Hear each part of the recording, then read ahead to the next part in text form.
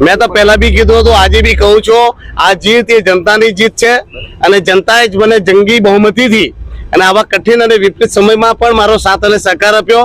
જનતા બોલી નહીં તો જનતાએ જવાબ આપ્યો છે અને આ દમણ-દીવની જનતાનો ખૂબ જ આભાર માનું છું. અને આજે હું આ ફરીથી આ જે બધા વિસ્તારો ચૂકી ગયા હતા, જ્યાં હું રેલી નહીં કાઢી શક્યો હતો સમયના અભાવે, તો ફરીથી લોકોના ઘરે ઘરે અને લોકોને મળવાનો અને તેમનો આભાર માનવાનો પ્રયાસ કરી રહ્યો છું. અને તમારા માધ્યમથી મારી દમણ-દીવની જનતાનો હું હૃદયપૂર્વક આભાર માનું છું અને દમણ-દીવની જનતાને વિશ્વાસ અપાવું છું, તમે જરાક બી ચિંતા કરશો નહીં. તમારો દીકરો, તમારો ભાઈ તમારા ઘરે ઘરે આવી રહ્યો છે અને ફરી એકવાર દિલ્હી જઈને પાછો આવીશ ત્યારે હું દરેક ગામોમાં તમારી સમસ્યા જાણવા માટે પણ આવી રહ્યો છું.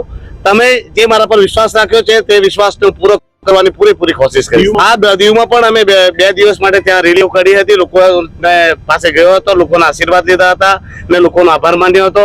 દીવમાં પણ લોકો ખૂબ જ ખુશ છે અને સાથે સાથે લોકોને ખૂબ જ મારા ઉપર વિશ્વાસ છે અને એમની અપેક્ષાઓ ઘણી બધી છે. એટલે હું પ્રયાસ કરીશ કે એમની દરેક અપેક્ષાઓને હું પૂરી કરું. સરકાર બની છે, હું ભગવાનને પ્રાર્થના કરું કે સ્ટેબલ સરકાર બને અને દેશને વિકાસની ગતિ પર લઈ જાય. એના માટે સરકારને હું અને